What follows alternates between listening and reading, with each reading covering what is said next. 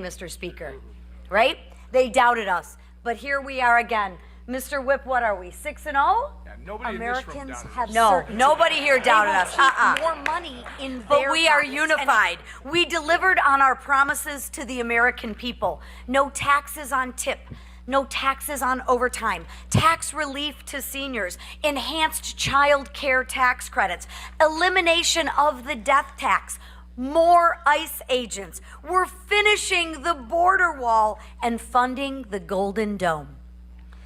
And most Medicaid for those vulnerable Americans, pregnant women, and for disabled. all the compared to the Democrats who would rather give Medicaid to illegal aliens and MS-13 members. Democrats are fear-mongering because they have no vision, no plan, and no leader.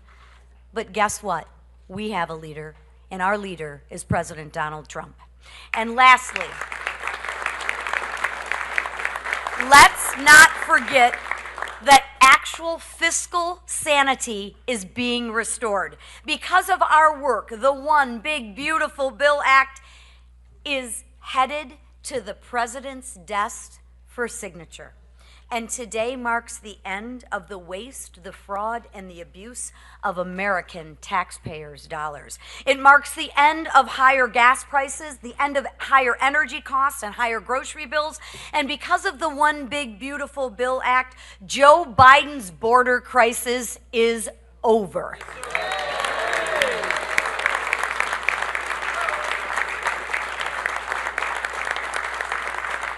Listen, I applaud my colleagues who worked tirelessly. I don't think the Speaker and the Whip and the leader have slept in days. But they've worked tirelessly to ensure that we actually delivered on our promises. And I thank President Trump for his leadership in getting this bill across the finish line. Without his leadership, none of this would have been possible. His vision, none of this would have been possible. But today, we passed actual transformational legislation, legislation that will impact every family. Tomorrow, we celebrate our nation's independence, and we set out to spread the message of this historic achievement. But today, ladies and gentlemen, we are going to celebrate. President Trump and the American people's agenda has been delivered. And the man who probably had one of the most difficult jobs was Mr. Emmer, who actually had to whip and count all the votes and get everybody into line. So without further ado, our whip, Tom Emmer.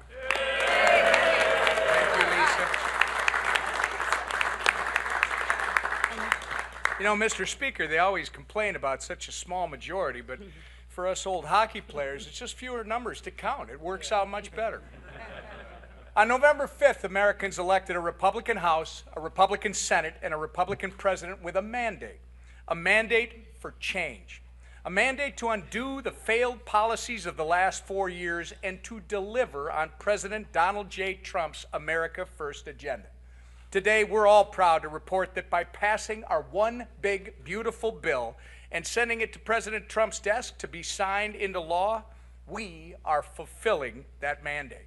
This is a once-in-a-generation piece of legislation that secures our border, unleashes American energy, allows families to keep more of their hard-earned taxpayer dollars in their pockets, cuts waste, fraud, and abuse in government programs like SNAP and Medicaid, modernizes our air traffic control system, strengthens our national defense, and so much more, all while implementing the largest cut in mandatory spending in our history. To put it simply, this bill is President Trump's Make America Great Again agenda being codified into law. From Minnesota to Texas and Maine to California, there are wins in this legislation for every single American. And I couldn't be more proud to be part of the Republican team that got this thing across the finish line. I want to say thank you to our Speaker, Mike Johnson.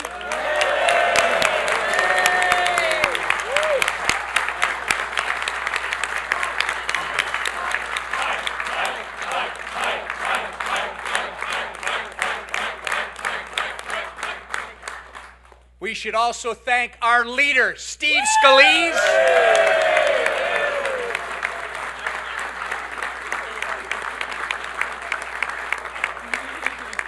And while she won't tell you what she's doing, we got to give a big thank you to our conference chair, Lisa McLean.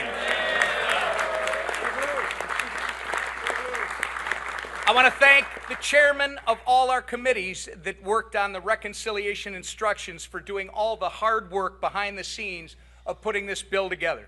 And most importantly, and people who know me know that it's about the team, I want to thank the members of our House Republican Conference for uniting as a team and getting this thing done.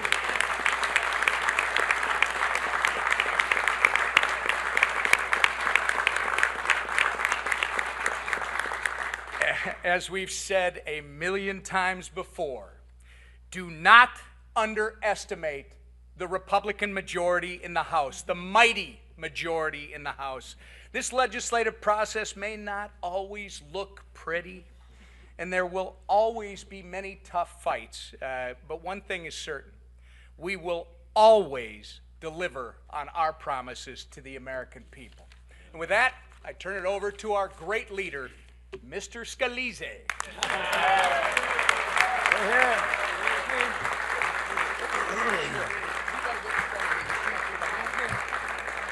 Well, thank you, Whip, and what a beautiful day here in America. It is the golden age of America again. America's coming back. And I tell you, a lot of people wrote this bill off for dead. Nobody said it would be easy. But you know what? We didn't come here to do easy things. We came here to do big things. We came here to make history. We came here to deliver on the promises we made to the American people, to fight for them and to take power out of Washington and give it back to those families who have been struggling for way too long.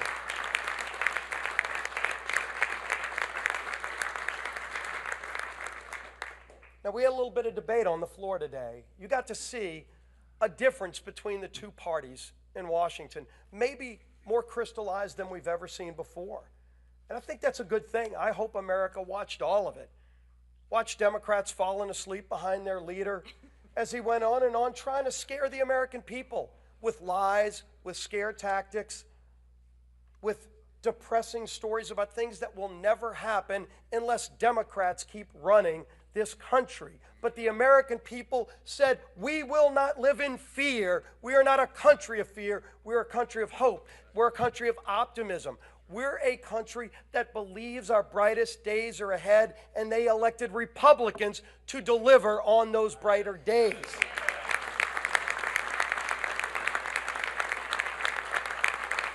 And I think maybe their leader wanted to speak for hours and hours and break records because they wanted to stand in the way of history. But history is not going to be denied. We were elected with a purpose. Donald Trump ran all around this country. He went to swing states that they said Republicans could never win. And he didn't give different messages to different places. A lot of us traveled with the president. And the one thing you can say about Donald Trump is it doesn't matter where he went. When you listen to his speech, it was probably going to be a little bit longer than the paper that was written. Might have been about a 15-minute long speech, because President Trump speaks from the heart. President Trump expanded our base. It wasn't just the typical Republican voters. It was people of all walks of life, people who had given up on Washington because Washington gave up on them, and they finally saw a leader who was willing to fight for the hardworking people of this country. That's who Donald Trump has always been. And all the people that knock Donald Trump ignore one important fact. There is no better, more passionate fighter for America and its hope and promise than Donald J. Trump. And President Trump said at every stop, if you elect me, if you give me a Republican House and a Republican Senate, these are the things I will do. It was kind of historic in a lot of ways. It should be commonplace that a presidential candidate runs on specific things and then delivers on every single thing he ran on. He said, I'm going to secure America's border. His opponents said they were going to keep the border open. He said, I'm going to actually make our country energy independent again and end the war, the attack on American energy that we've seen for 4 years, crush jobs, crush the economy, force families to pay too much for gasoline, and embolden the enemies of our nation like Russia, Iran, and others. And those days are over with this one big, beautiful bill. And President Trump said a lot of other things, but what American people knew about not only electing Donald Trump, but about keeping this House majority and about electing a Republican Senate is that they said, we're going to entrust this group of people to go and be different and to deliver on those promises. And when you look through all the historic things in this one big, beautiful bill, the wins for hard-working families, win after win after win, it's delivering on those promises. We are going to see economic growth. When Donald Trump signs this bill tomorrow on America's birthday, the independence of our nation, you will start seeing historic growth like we've never seen before. I've been proud to work on a lot of important pieces of legislation. There is not one group of people, and there is not one bigger piece of legislation that will deliver more great benefits for the hardworking families who have been struggling in this country than this one big, beautiful bill. There's a reason it was hard. There's a reason that it wasn't 2 committees like Tax Cuts and Jobs Act. It was 11 committees involved. Historic. We made great historic reforms in education policy. First ever repeal of a Second Amendment tax in the history of our country. A constitutional right being taxed, gone in this bill. You've heard about a lot of the other provisions. One of the things you didn't hear about is school choice. Federal school choice for the first time ever. So low-income families will have an opportunity to get their kids out of failing schools. Every Democrat voted against all of those things. And they're going to have to explain that. Once the lies and the hot air and the long-winded speeches are over, people are going to go, I'm better off today now that this bill's signed into law and all the things you said didn't happen, but the great things that Donald Trump and this Republican majority promised did. And that's the testament to the non-ending hard work of this group of people. And I will tell you, I've worked alongside a lot of leaders, and I've been blessed to be a part of leadership in majorities, mostly. Minorities, too. It's a lot more fun to be in the majority. But you get in the majority to do the big things, to do the hard work. And believe me, this was hard work. You all know it. You all know how many times this bill could have died if we just said, you know what, it's probably not going to get there. There's a lot of reasons why you could say it's just going to fail. But this group always said from the beginning, and we told you this and we meant it, failure's not an option. Because the American people are counting on us. There's too much at stake. There was too much at stake from the very beginning, and we knew the power of what this bill will do for those families who were counting on us. And so every time it would have been easy to give up, we just thought about those families who entrusted us with their vote, and we had to deliver for them. We figured out a way to come together. People you never would have thought showing up voting yes. And I will tell you, all the leaders I've served with, I don't think there's one that held this group together. Complicated majority, narrow majority, narrowest we've ever had. We were down a 2-vote majority at the beginning of this process. And Speaker Mike Johnson never one day wavered on his commitment. Donald Trump absolutely was our closer, and Donald Trump never stopped. Every day was there in the fight. Who do I need to call? What do I need to do? No president more directly engaged. And believe me, tomorrow at the White House, you're going to see a proud president who's ready to deliver on his promise to the American people. But this bill wouldn't be heading over to the White House tonight without the incredible yeoman's unwavering support of Speaker of the House, my dear friend, Mike Johnson, our leader.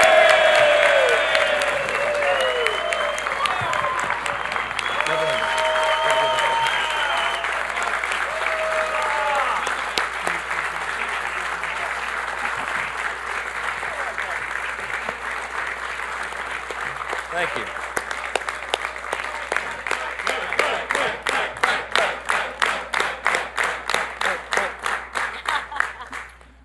This is the vote tally card. We're going to frame this one, okay? 218, 214.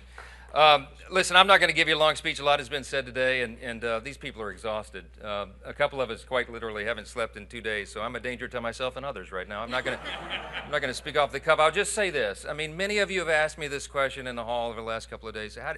But when it looked like that we might actually deliver this thing, particularly this morning, how did you know? I mean, what kept you going? Why did you think this was possible? You guys made an audacious plan. You brought the most comprehensive, complicated piece of legislation, probably, arguably in the top 2 or 3 in the history of the Congress, with the smallest margin in U.S. history, which we had for a big chunk of the first 100 days. And you put this audacious timeline. You said you were going to pass it out of the House by Memorial Day. I mean, some of you openly laughed at me when I said that back in early February. And then we said we would get it done by July 4th. We beat Memorial Day by 4 days, and we got this one done a day early. I just want to point out, okay? Schedule and end budget. So the question was, I mean, like, why? Why did you do that? Why did you think that was possible? Because it sums up. I would sum it up with one word. It's belief. Okay. We had a vision for what we wanted to do as a group. We believed in the election cycle last fall that we were going to be given this great blessing of unified government, that we would have the White House and the Senate and the House aligned, in alignment, unified government. And we did not want to waste that opportunity because we understand the history that comes along with it, the opportunity that we can do for the country, and we believe that we would have that chance. And then I believe in the people that are standing here behind me. I believe in this group, every single one of them individually. Some of them are more fun to deal with than others, you know. I mean that with the greatest level of respect. I love every single one of my colleagues. You know, even the ones I got to spend the more time with, right? Because everybody's here, their motive is right, their heart is right. They're trying to do right for their constituents. They're trying to serve the greatest nation in the history of the world that we're going to celebrate tomorrow. We don't take that lightly.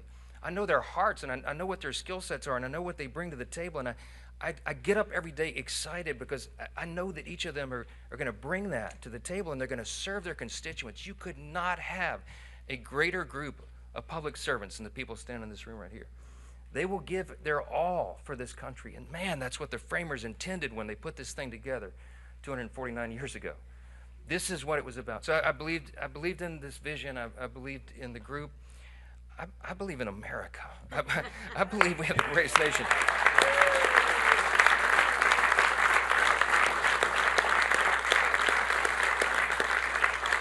I'm going to say this very simply, and everybody here would articulate it in their own way. We had a tough 4 years before this last election cycle. America we were in deep trouble.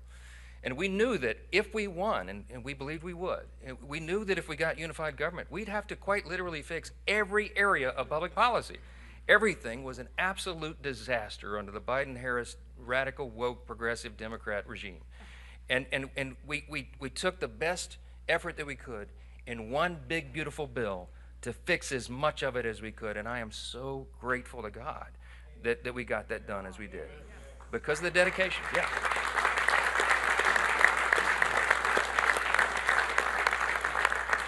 Lastly, it's no secret, I do believe in God. I believe in that motto that I referenced in the floor speech a little while ago. I believe that is what has made our nation the greatest in the history of the world. And some people shake their heads and they think that's old-fashioned or something. That is a fact. When the framers put this together, they stepped out in faith. They did something that no nation had ever done before. The great statesman, philosopher G.K. Chesterton of Great Britain said, America is the only nation in the world that was founded upon a creed. And he said it's listed with almost theological lucidity or clarity in the nation's birth certificate, the Declaration of Independence. We hold these truths to be self-evident, that we recognize, we boldly proclaim the self-evident truth that our rights do not come from the government, they come from God himself. He's the one that gave us our rights. That's right.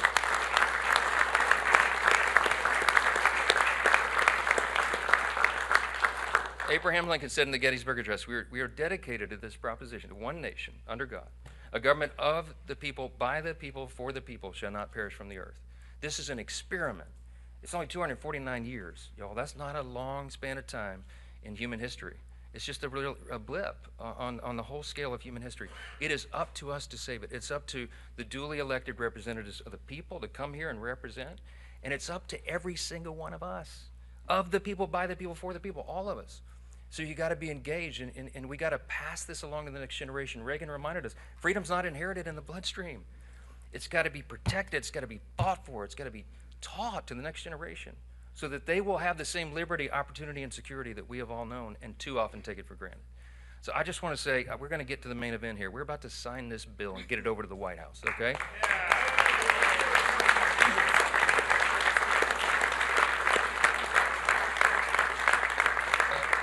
Some of these men and women have got to go catch flights and stuff. So we're going to sign this real quick, and I'll take a few questions. But I just want to say this: do not take for granted what we have been given. This grand experiment in self-governance. We can preserve it, but we got to do it all together. God bless you. Thanks for being here. Appreciate it.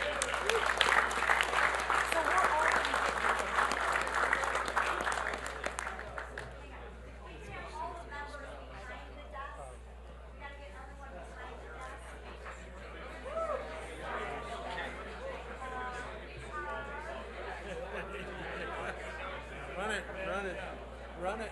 I want to be the runner. That's the coolest.